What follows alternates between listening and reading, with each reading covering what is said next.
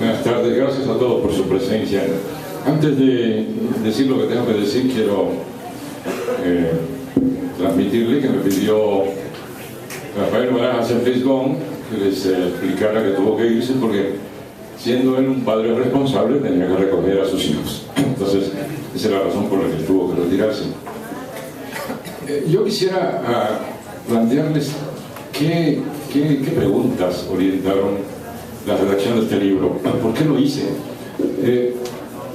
En primer lugar, porque me parecía que debíamos cambiar los términos de la cuestión respecto al fraude de 2006 y la posibilidad de un fraude futuro. Es decir, que ya dejáramos de hacernos la pregunta de si hubo un fraude o no en 2006. Plantear con las pruebas de que voy a hablar en un momento, voy a referir solamente, que ya no debemos preguntarnos si hubo un fraude o no. Está claramente establecido que hubo un fraude. La pregunta que teníamos que hacer, ¿no?, en consecuencia, es la referida a cómo se hizo el fraude. ¿Cómo lo hicieron? Es una pregunta que me parecía una pesadilla que me atormentaba. Es decir, parecía que habían hecho algo tan extraordinariamente construido que no había posibilidad de establecer pruebas contundentes. Ahora, lo que yo hago en consecuencia es un movimiento de 3 partes. En primer lugar, en la primera parte, que son 3 capítulos, intento mostrar las condiciones como antecedentes que permiten entender lo que ocurrió en 2006. No me puedo detener en detalles, pero quisiera decir que analizo 2 casos para mí fundamentales. El caso aquí referido del encino que conduce al intento de desafuero fracasado, y un caso previo poco recordado, pero importantísimo, que es el caso del paraje San Juan, otro terreno. Los dos, curiosamente, referidos a la disputa por un terreno, el del encino y el del paraje San Juan. En el caso del paraje San Juan es muy importante porque a raíz de este caso, que ahorita voy a describir muy brevemente, ocurrieron 2 cosas importantes. Se montó toda una campaña muy articulada para crear una imagen de López Obrador. La agenda negativa, por supuesto, un hombre intransigente que se quería poner por encima de la ley, al margen de la ley, etcétera, etcétera. Y por otro, se construyó la visión de este grupo que fue después llamado la mafia del poder, la oligarquía, y que si uno analiza con detalle termina describiendo a 30 personas que manejan los hilos de la política, la economía, la cultura y la sociedad de este país. Entonces, esos son 2 grandes fenómenos importantes para entender lo que pasa en 2006. Ahora, el paraje San Juan lo que plantea, en síntesis, es como a raíz de que un personaje le reclama ante la justicia al gobierno del Distrito Federal, a cuyo frente ya estaba López Obrador, el pago de la friolera de 1.800 millones de pesos, 180 millones de dólares de la época, por el uso de un terreno que supuestamente era suyo. Cuando López Obrador revisa el caso, ocurre un milagro, una cosa que nunca había ocurrido, ni en el gobierno del Distrito Federal, ni mucho menos a nivel nacional. Es que por primera vez en la historia de este país, un dirigente, un gobernante, dice no pago. Y entonces se arma una gran polémica alrededor de varios elementos. La corrupción que atravesaba el sistema de justicia, el sistema político del país, la relación entre ciudadanos y gobierno. 3 elementos muy importantes que plantea López Obrador por primera vez, incluso en términos muy de práctica política, y que en consecuencia, respecto al otro grupo, el segundo fenómeno, le da la idea a este grupo que podemos llamar oligárquico, de que en efecto, aún antes de la elección, en efecto, López Obrador era un gravísimo peligro para sus intereses. En consecuencia, deciden que por ningún motivo van a permitir que López Obrador llegue a la presidencia de la República en la elección de 2006. Situación que mantienen hasta hoy. Por eso el caso del paraje San Juan es muy importante y verlo en sus detalles, porque ahí se involucró el aparato que tenía formado el régimen y que lo sigue teniendo, porque no ha podido ser modificado, que incluía a caballos de Troya en la propia estructura de poder, en este caso del gobierno del Distrito Federal, que estaban coludidos con lo que hacían las demandas y cuyo papel era no ganar frente a la demanda, sino perder frente a la demanda. para que ganara el demandante con el que estaban coludidos, y que tenían también amañados a jueces para poder dar la sentencia en contra del gobierno, y que tenían a políticos que al mismo tiempo eran abogados, que al mismo tiempo eran negociantes, cuya figura paradigmática es Diego Fernández de Ceballos, que siendo funcionario o representante del Estado litiga contra el Estado, ¿no? Entonces, esta mafia era una verdadera mafia, estaba coludida para hacer una demanda tras otra contra el gobierno del Distrito Federal, y eso hacía con lo federal, pero donde se destapó fue en el Distrito Federal.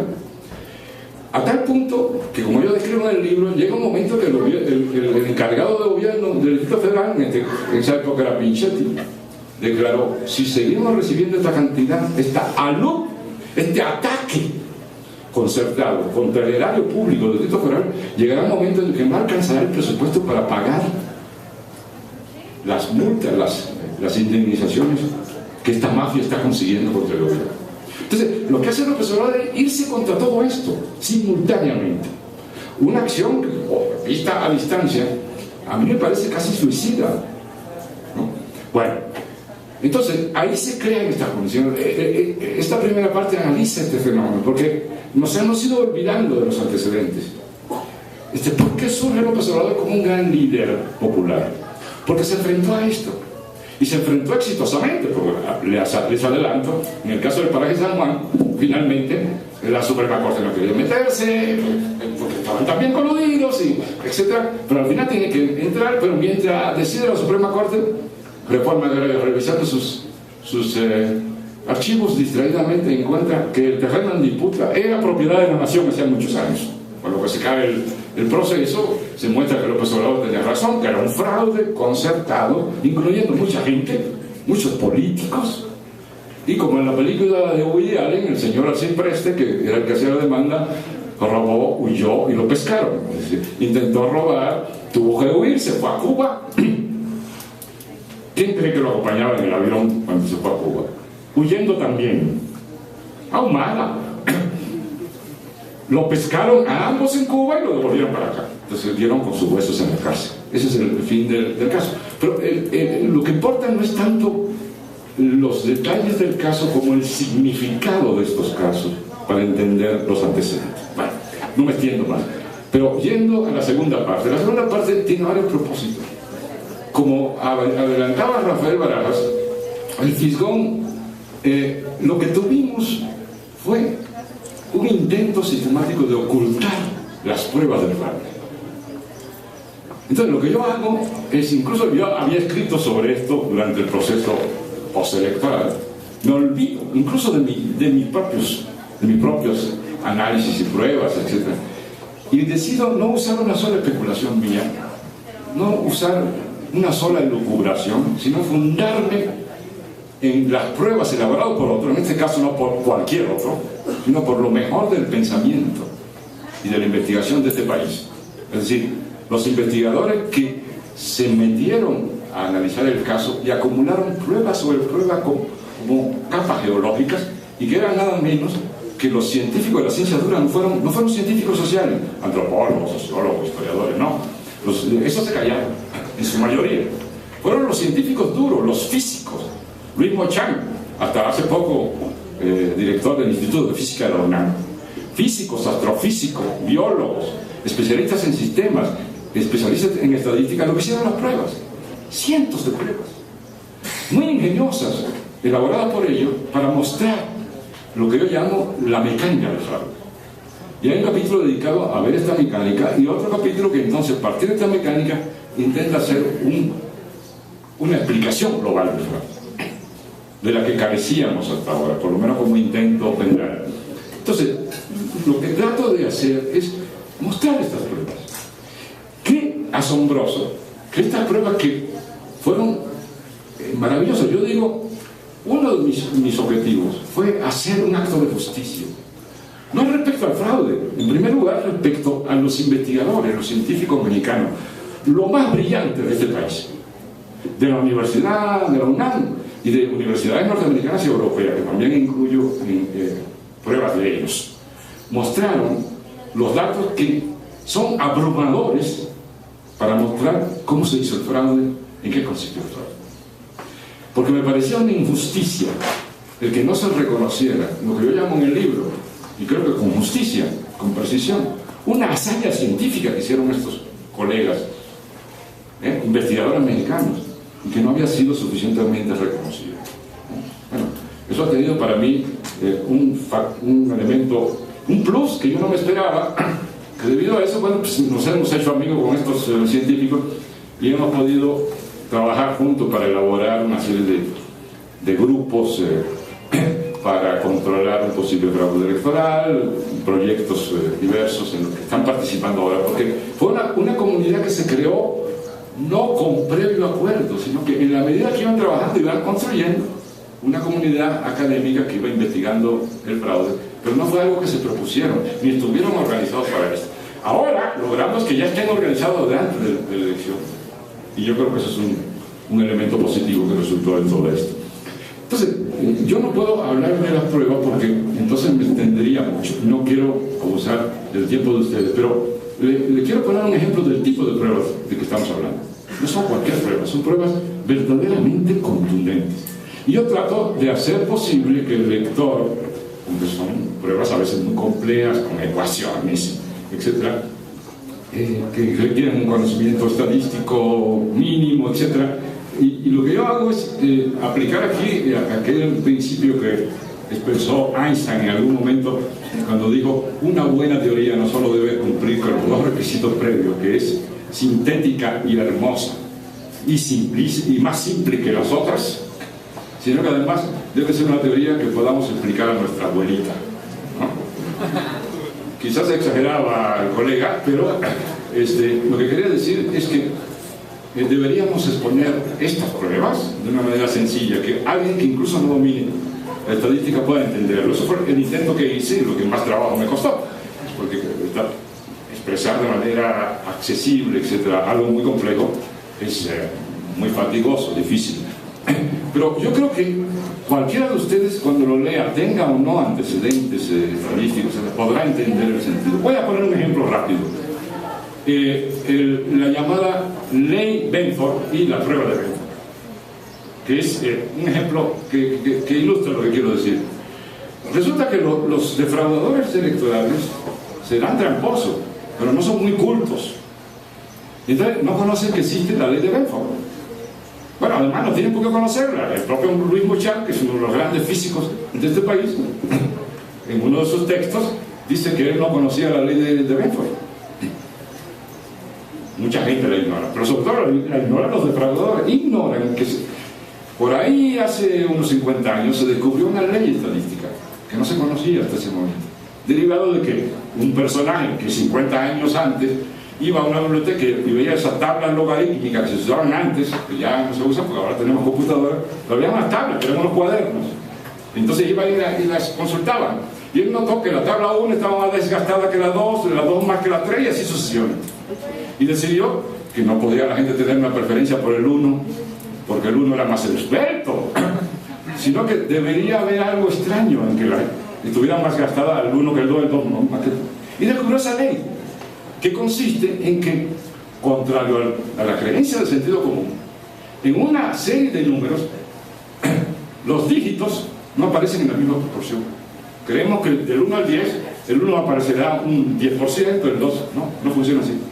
Por una razón extraña, que tomó 50 años tratar de dar una explicación matemática, resulta que el 1 aparece alrededor del 33% y el 9 un 4%.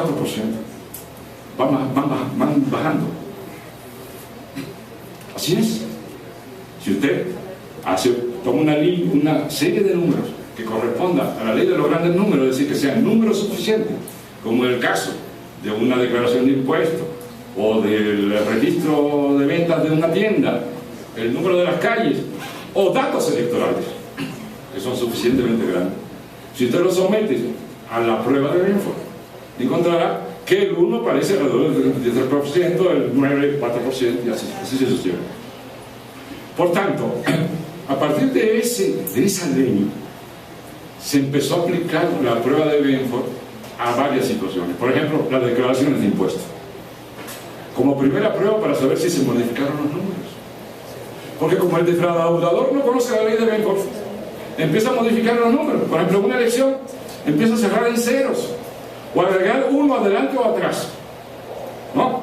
Un 20, le agregan un 1 adelante y se convierte en 120, o le agregan un número después y se convierte en 220, ¿no? O empiezan a cerrar, cuando dice 32 cierran a 40, en fin, ¿no? Con lo que modifican la presencia de los números en la serie de números. O sea, al aplicar la prueba, usted descubrió inmediatamente esto.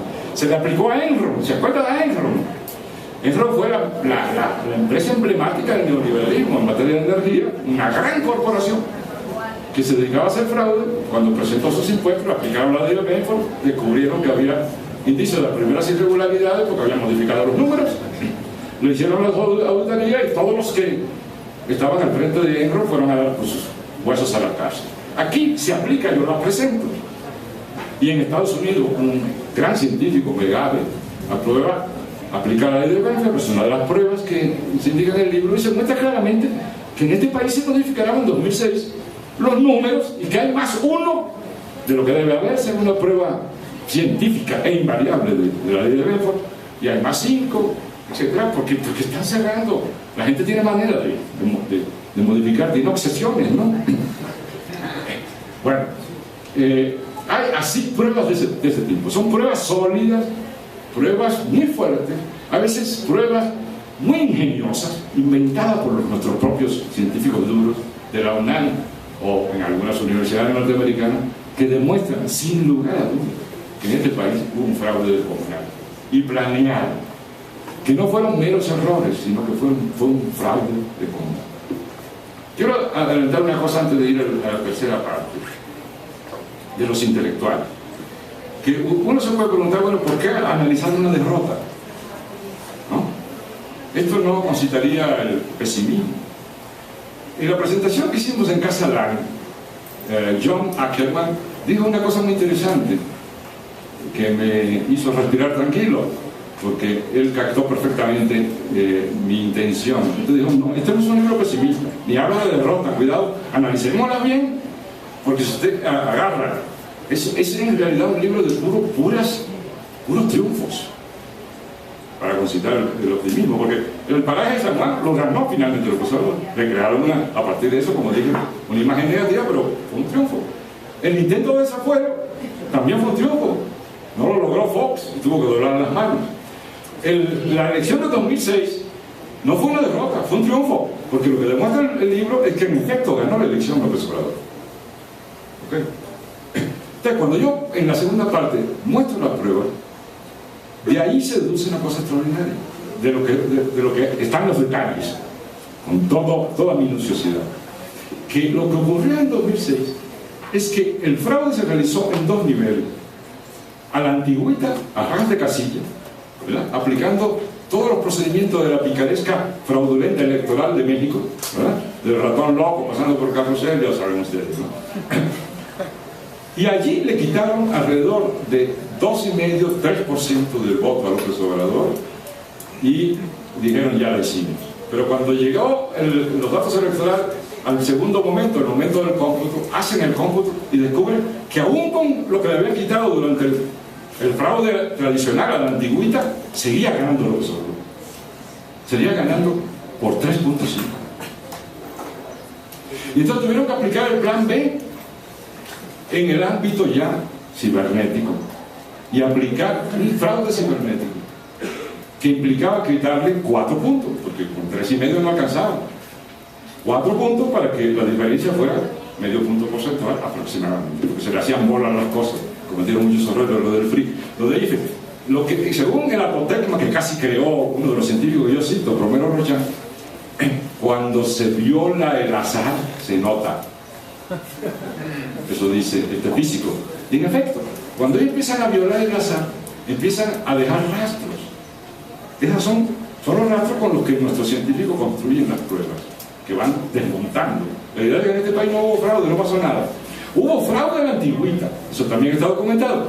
Y hubo un segundo fraude que completó la operación de fraude en el sistema de cómputo, el fraude cibernético. Y ahí es donde aparece lo que dice, avanzó Rafael Baraja, cosa que deja perplejo, hay que decirlo, no solo a la izquierda, sino también a la derecha, a los del PRI. Porque ahí se demuestra que, contrario al sentido común que esperaba que en consecuencia en lo cibernético el fraude se hubiera hecho quitándole votos a López Obrador para pasarlos a Calderón, no se hizo así. Se sacó el 4%, no a López Obrador, para hacer ganar a Calderón por medio punto porcentual, sino que se le quitó a Madrazo el PRI. Eso, ni los del PRI ni Madrazo sabían eso. Entonces se quedan asombrados. Entonces, ¿por qué hicieron eso? Porque no podían quitarle los votos a López Obrador, porque entonces López Obrador bajaba demasiado y se hacía poco creíble, y además por razones de operación, porque era más sencillo y menos detectable, como lo diré de inmediato, porque si se hacía transfiriendo el 4% del PRI a Calderón. Madrazo, según los datos oficiales, sacó el 22%, se fue al caño. Quedó a 14 puntos, ¿no? Y entonces eso produjo una depresión en el PRI y hizo que el sector madracista perdiera ante el otro sector que estaba dividiendo el PRI, que se impusiera el grupo que ya tenía alianza con el PAN, ¿no? Y con vía la maestra, ¿no? Y entonces ahí hubo dos consecuencias positivas para el fraude que lo hizo muy astuto. El primer beneficio fue político, que sacó de la protesta a esa parte del PRI que hubiera protestado si se hubiera enterado que no sacó 22 sino 27. Y un elemento de descubrimiento del fraude, que puso a la izquierda a buscar en el lugar equivocado. Yo tengo la información de gente que estuvo ahí, de que llegaron a estar hasta 300 personas buscando ese 4%. Pero no lo encontraron porque lo estaban buscando en el lugar equivocado. Pero no era el sentido común de la izquierda. Estaban buscando transferencias de López Obrador a Calderón, pero se había hecho de Madrazo a Calderón, ¿no? Como el chiste metodológico que me gusta mucho, que te enseñan cuando empiezas a estudiar estadística, que dice lo siguiente: estaba un borracho buscando algo debajo de un farol en la noche y un policía le dijo: ¿usted qué hace? Ando buscando mi llave. Ah, ¿aquí la perdió?, le pregunta el policía, y dice el borracho: no la perdí aquí. ¿Por qué la busca aquí? Y el borracho respondió: porque aquí hay más luz, ¿no?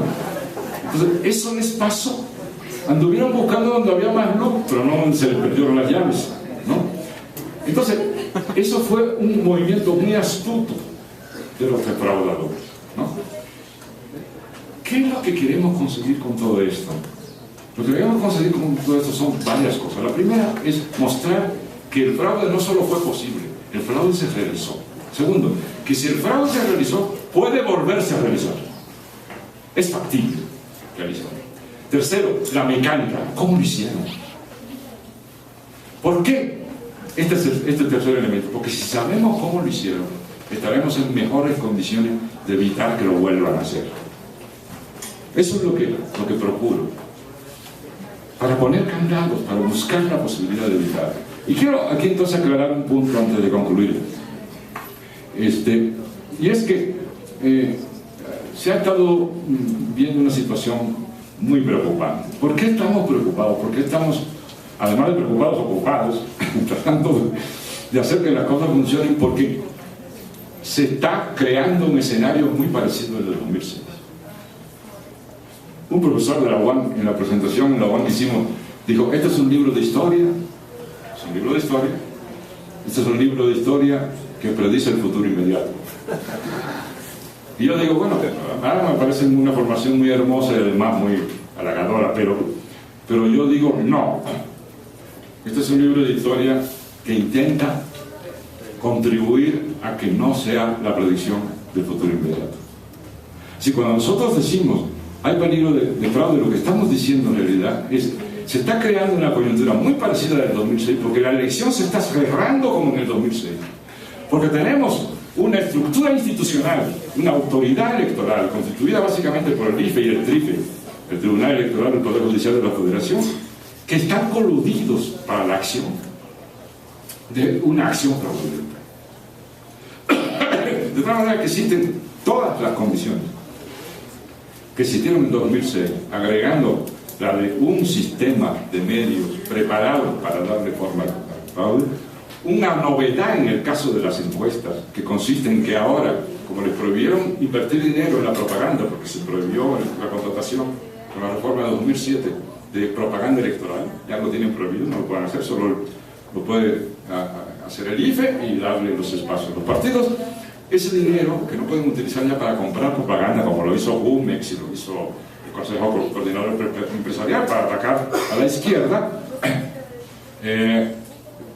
han lavado el dinero ahora a través de las encuestas. Es decir, el propósito de evitar que el dinero influyera en la elección, con la reforma esta de que estoy hablando, se anula en la medida en que el poder y los intereses encuentran una vía para seguir influyendo mediante el dinero, invirtiendo el dinero en las encuestas, grandes cantidades de dinero. Imagínense que hay uno de estos casos que hace una encuesta diaria. ¿Ustedes saben lo que cuesta hacer una encuesta? Digo, si se hace bien, ¿no? Una hipótesis que no la están haciendo, sino que se lo están inventando en una mesa. Pero si lo están haciendo, están invirtiendo alrededor de 2 millones, por lo menos, diario. Desde hace semanas, desde hace meses. Entonces, esta novedad de las encuestas ahora asociadas a medios. Cada encuestadora tiene su medio.